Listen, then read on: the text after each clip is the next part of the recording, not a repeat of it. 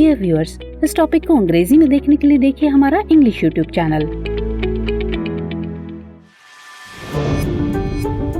Hello viewers, आज के to the point विशेष प्रस्तुति में आपका स्वागत है।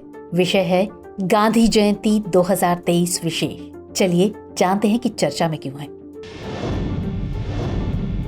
आज यानी 2 अक्टूबर को देश भर में राष्ट्रपिता महात्मा गांधी की 154वीं जयंती मनाई जा रही है।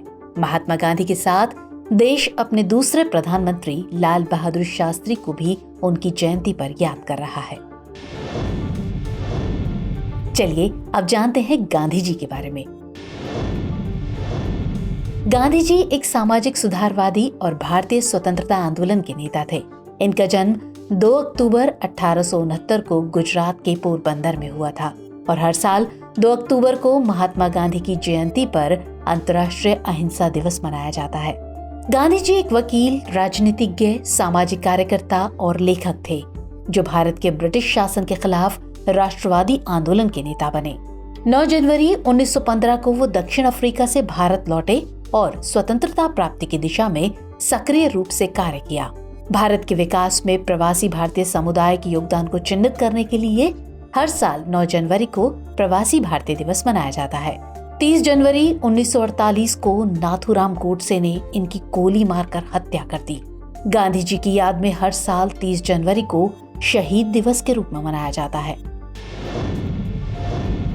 चलिए अब नजर डालते हैं गांधी जी के सत्याग्रह के विचार पर। महात्मा गांधी ने अहिंसात्मक प्रतिरोध का विचार पेश किया, जिसे सत्याग्रह कहा जाता है। सत्याग्रह के विचार ने सत्य की शक्ति और सत्य की खोज की आवश्यकता पर जोर दिया। दक्षिण अफ्रीका में इन्होंने जन आंदोलन की एक नवीन पद्धति, जिसे उन्होंने सत्याग्रह कहा, के साथ नस्लवादी शासन से सफलतापूर्वक लड़ाई लड़ी थी। चलिए अब नजर डालते हैं भारत में गांधी जी के आंदोलन के सफर पर। 1916 में इन्होंने किसानों को दमनकारी प्लांटेशन प्रणाली के खिलाफ संघर्ष करने हेतु प्रेरित करने के लिए बिहार के चंपारण की यात्रा की। 1917 में गांधी जी ने गुजरात के खेड़ा जिले के किसानों के समर्थन के लिए एक सत्याग्रह का आयोजन किया।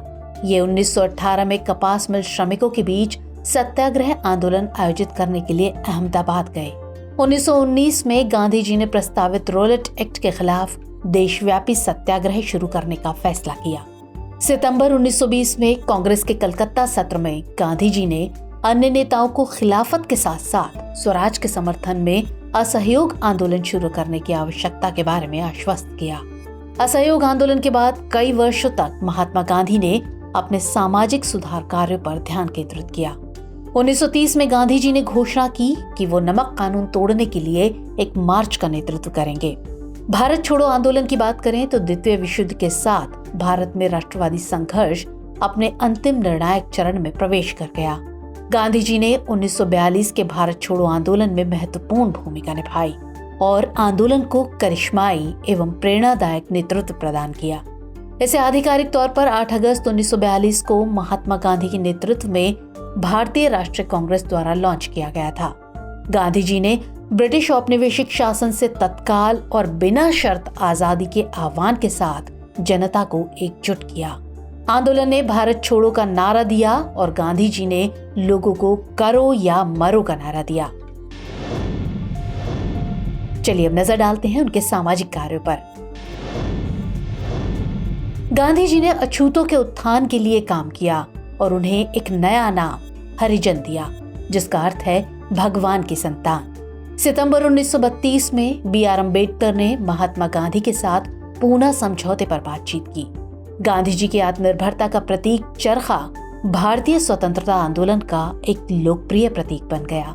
देश के विभाजन से पहले और उसके दौरान तनाव बढ़ने पर गांधी जी ने लोगों को शांत करने और हिंदू मुस्लिम दंगों को रोकने में महत्वपूर्ण भूमिका निभाई। महात्मा गांधी ने 1942 में महाराष्ट्र के वर्धा में हिंदुस्तानी प्रचार सभा की स्थापना की, जिसका मकसद हिंदी और उर्दू के बीच संपर्क भाषा हिंदुस्तानी को बढ़ावा देना था। महात्मा गांधी के द्वारा लिखित पुस्तकों में शामिल है हिंद स्वराज, सत्य के साथ मेरे प्रयोग जो उनकी आत्मकथा है, आदि।